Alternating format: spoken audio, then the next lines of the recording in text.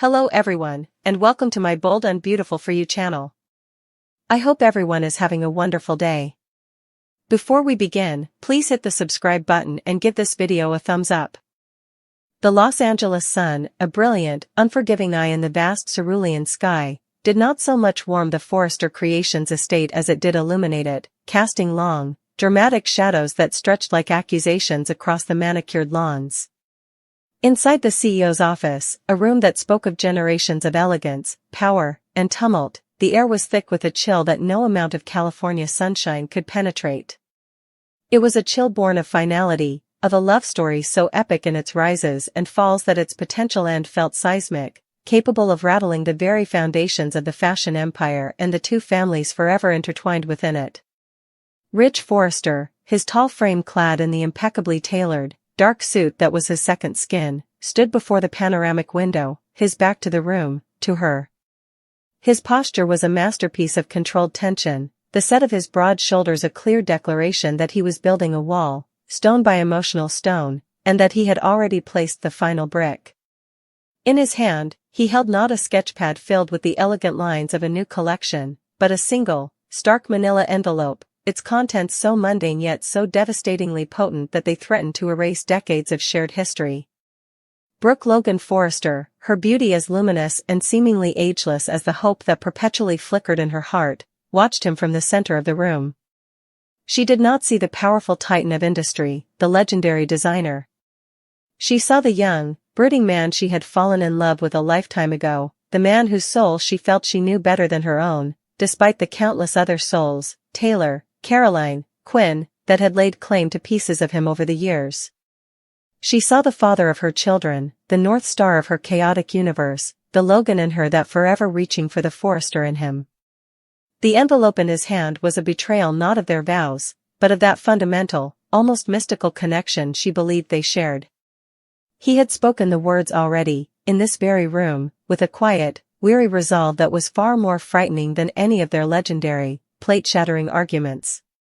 "It's over, Brooke. We can't keep doing this. I've had the papers drawn up. I need you to sign them."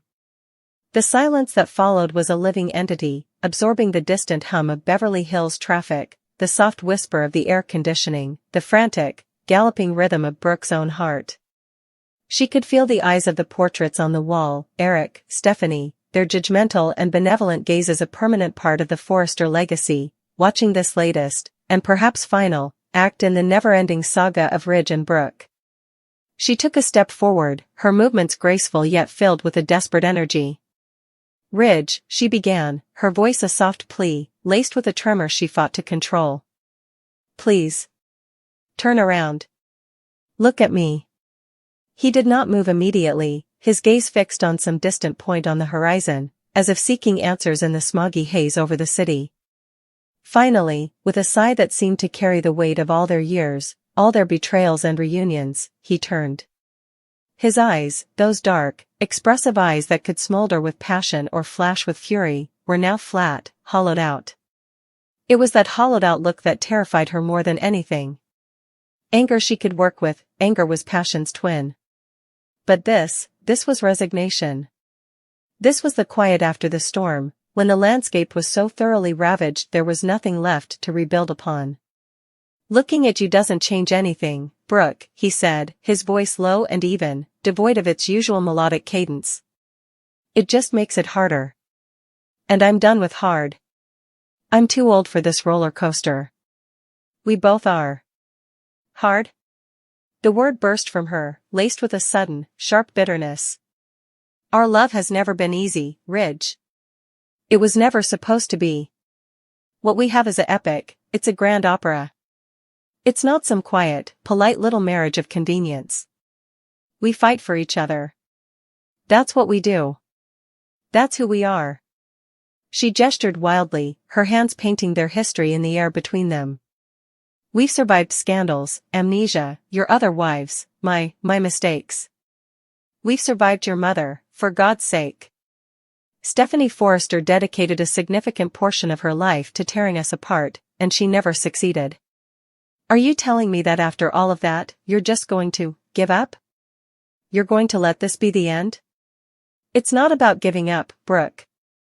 It's about survival, Ridge countered, his jaw tightening. He finally moved from the window, placing the envelope on the vast, polished surface of his desk.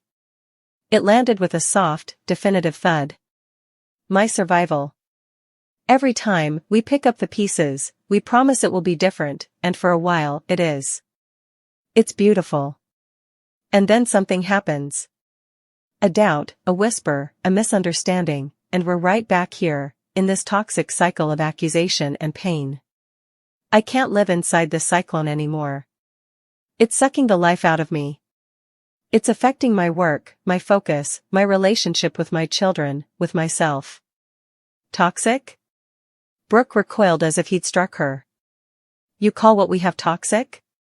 Ridge, what we have is a flame that burns so brightly it sometimes gets out of control. But it's a life-giving flame. It's warmth and light and passion. Without it, you'd be a shadow.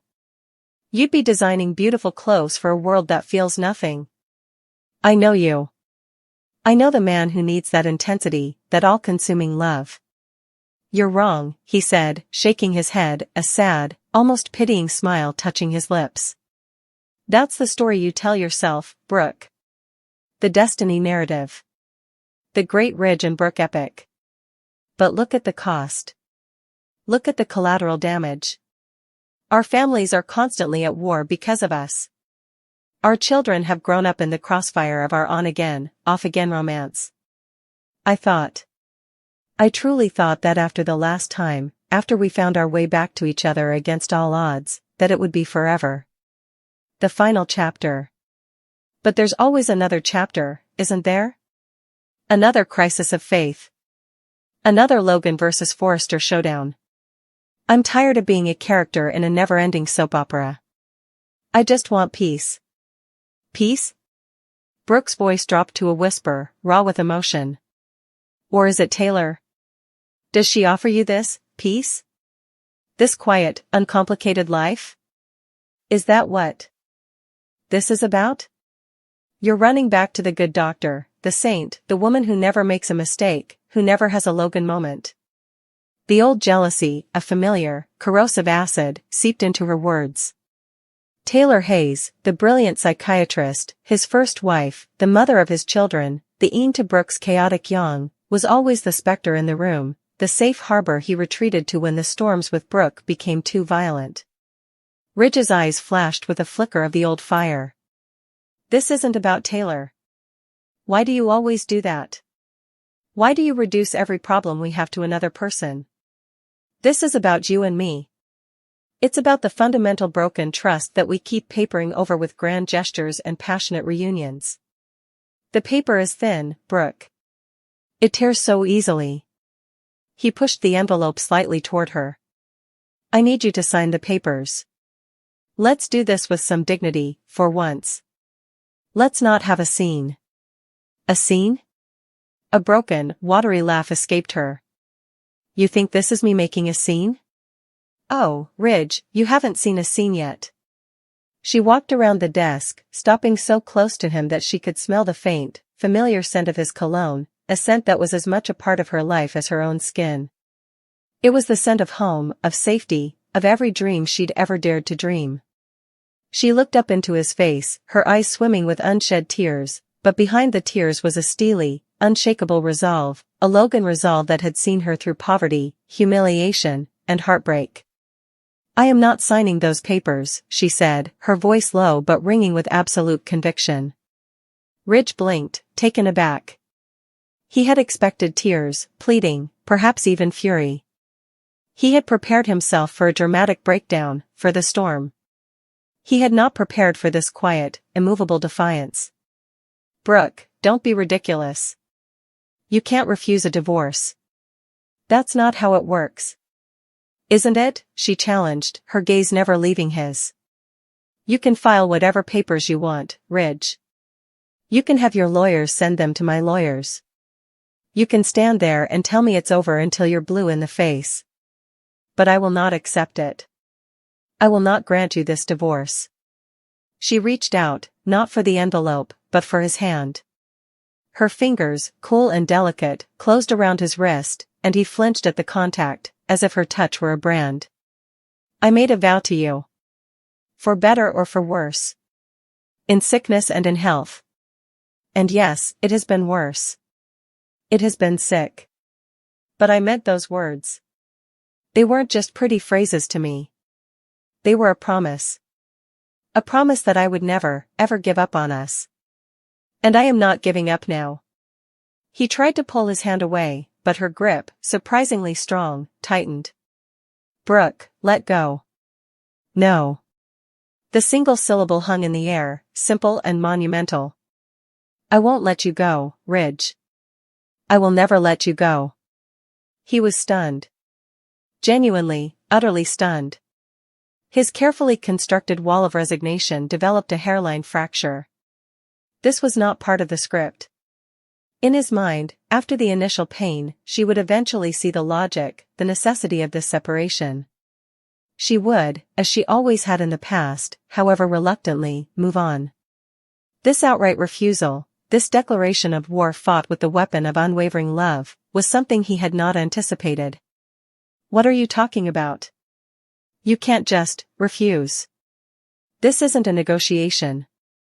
It's the only negotiation that matters, she insisted, her voice rising, the emotion finally breaking through her controlled facade. This is our lives. This is our love. You think you can just file it away like a closed account? You think you can just decide you're done and that's the end of it? It doesn't work that way, not for us. We are bound together, Ridge. By our history, by our children, by every scar and every joy we've ever given each other. You can try to sever that bond, you can get a judge to sign a piece of paper that says we're legally divorced, but it will be a lie.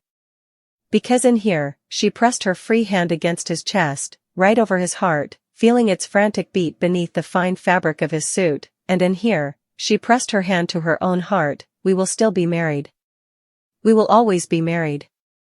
Brooke, stop it, he pleaded, his own composure beginning to crack. Her words, her touch, her sheer, terrifying certainty were getting to him, seeping through the cracks in his armor. You're talking in romantic fantasies. This is reality. The reality is that we are broken. We cannot fix this. Then we'll be broken together, she cried, tears finally spilling over and tracing paths through her perfect makeup. But we will be together. I don't need it to be fixed, Ridge. I don't need it to be perfect. I just need it to be us. However messy, however painful, however complicated. As long as it's you and me, facing it together, then it's a life worth living. A life worth fighting for. And I will fight for you. I will fight for us. I will fight until my very last breath.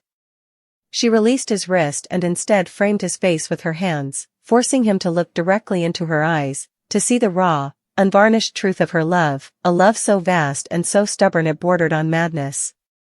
You are my destiny, Ridge Forrester. You have been since the moment I first walked into this company as a naive young girl. And I am yours. You can run to the ends of the earth, you can hide behind Taylor, you can lose yourself in your work, but you will never escape that. Because I believe in us. Even when you don't, I believe enough for the both of us. Ridge was speechless. He stood there, trapped in the intensity of her gaze, his hands hanging limply at his sides. The legal document on the desk seemed absurd suddenly, a pathetic, flimsy thing in the face of this monumental declaration. She wasn't just refusing a divorce, she was refusing to release him from the narrative of their love. She was claiming a sovereignty over their relationship that transcended law, logic, and even his own weary despair. He could feel the old pull, the magnetic, gravitational force that Brooke Logan had always exerted on him. It was the force that had pulled him from the altar with Taylor, that had drawn him back across continents, that had made him betray his own family time and again. It was an addiction, and she was his drug, and she was telling him, in no uncertain terms, that she would not allow him to quit. I can't, he whispered hoarsely, his own eyes glistening. I can't go through it again, Brooke. The doubt. The pain. Then don't, she whispered back, her thumbs stroking his cheeks. Just be here. With me. Right now. Don't think about tomorrow, or next week, or the next crisis. Just be here. Feel this. She leaned forward, pressing her forehead against his, a gesture of such profound intimacy that it shattered the last of his defenses. I love you. It's the one true, unchanging thing in my life. And I know, deep down in that soul you share with me, that you love me too. You can deny it, you can run from it, but it's there. It will always be there. The door to the office was slightly ajar, and outside, unseen by the two locked in their world-altering standoff, Steffi Forrester had been about to knock. She had heard the raised voices, the pleading, the raw emotion, and had frozen, her hand hovering in the air. She heard her father's weary resignation and Brooke's desperate, powerful refusal. She heard the silence that followed Brooke's final, whispered words. A mixture of frustration and a strange, grudging respect warred within her. Brooke Logan, the woman she had often seen as a source of chaos in her father's life, was proving to be his most immovable anchor. She was not letting him drift away. Whether that was a blessing or a curse, Steffi could not yet decide. Back inside the office, Ridge finally brought his hands up, covering Brooke's where they held his face. He didn't push them away. He held them there, his eyes closed, breathing in the scent of her, feeling the truth of her words resonate in the deepest part of his being. The fight drained out of him, replaced by a bewildering, terrifying sense of surrender. Not to her, but to the inevitability of them. What do you want from me? He asked, his voice a broken whisper. I want you to take this, she said, gently pulling one hand away and picking up the dreaded manila envelope. She didn't tear it up in a dramatic gesture, that would be too simple, too final. Instead, she opened his desk drawer, the one where he kept his most precious sketches, and placed the envelope inside.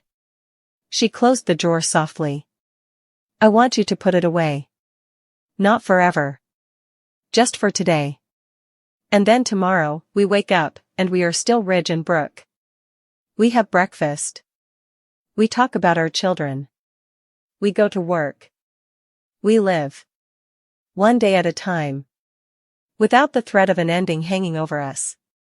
She looked at him, her expression one of infinite love and unwavering strength. Just give me today, Ridge. That's all I'm asking for. Just today. Ridge looked from her face to the closed drawer, and then back to her face. The stunning shock of her refusal was slowly morphing into something else, something he hadn't felt in a long time, a fragile, tentative sliver of hope. She had not just refused to let him go, she had offered him a path back, a path that required no grand promises, no guarantees of a perfect future, only the courage to face the present together. He was a man who dealt in designs, in creating beautiful futures from a blank page. She was asking him to stop designing and simply live in the messy, imperfect, breathtakingly real masterpiece they had already created. He didn't speak. Words had failed them too many times. Instead, he leaned down and captured her lips with his in a kiss that was not about passion, but about capitulation, about communion, about a connection so profound that even a divorce decree was powerless against it. It was a kiss that held decades of history and the terrifying, exhilarating promise of a future still unwritten. Outside, Steffi, hearing the silence deepen in a new way, finally turned and walked away, knowing the battle was over for now, but the war that was Ridge and Brooke's love was far from won.